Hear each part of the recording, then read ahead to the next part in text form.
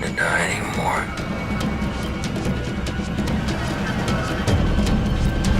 I've done it already.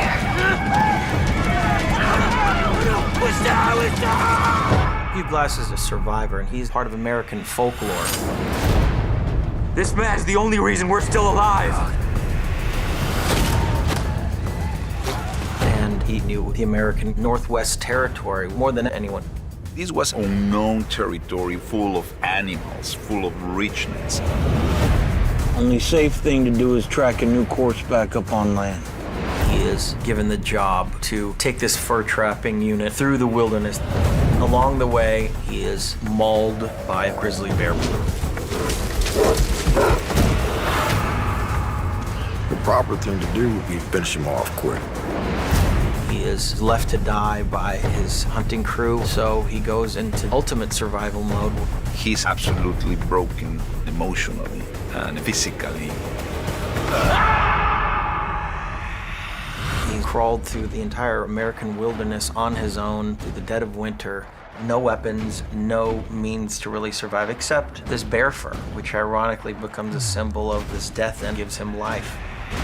It's an adventure of survival, resilience, endurance, revenge. He's afraid. He knows how far I came to find him. On that journey, it becomes a spiritual endeavor in a lot of ways for Hugh Glass. What really makes somebody survive under so much pain? Is there love under so much pain? Is there beauty under so much greed?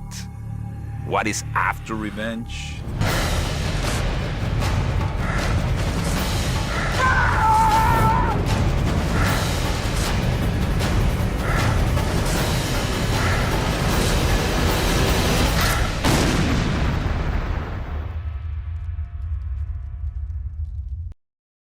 Really was only until Alejandro really came aboard and made this screenplay his own and really became attached to the material and this epic journey of survival and the way he wanted to shoot it, where it became an exciting prospect for me, because he really is a unique filmmaker. He's really one of a kind, and I knew it would take that type of director that gives you that truly immersive experience as an audience member. He's really developed his own approach and his own style to making movies throughout the years that has become synonymous with only him now. And there's very few filmmakers out there that I believe can do that really can make a true mark and not sort of fit into the sort of Hollywood mold and accomplish films like this on an epic scale. His process is very unique. Not many filmmakers do what he does. And a lot of it's trial and error. And a lot of it has to do with Chivo, who is a cinematographer, who's really, intrinsically a part of his process. And those two really immerse themselves in the material. There's a very extensive rehearsal period where all the actors get together and we sort of coordinate these very complex movements and shots. I think what they quite uniquely achieve is, especially and in particular in this film, is this almost virtual reality where you really feel like you're out in the elements with these characters. You really feel immersed in their lives, but he's also able to, have that camera move all the way through the wilderness but stop at a very intimate moment with the character and explore that moment and then travel on. So you almost feel like some strange delusional wanderer watching all this chaos ensue, and you get the visual perspective of this of a character in the movie almost, but it's very subconscious. It's very it's not something that's overt, and that's to me the best and most interesting thing about their process, because that's what you want as an audience member. You want to be able to immerse yourself in an entirely different world.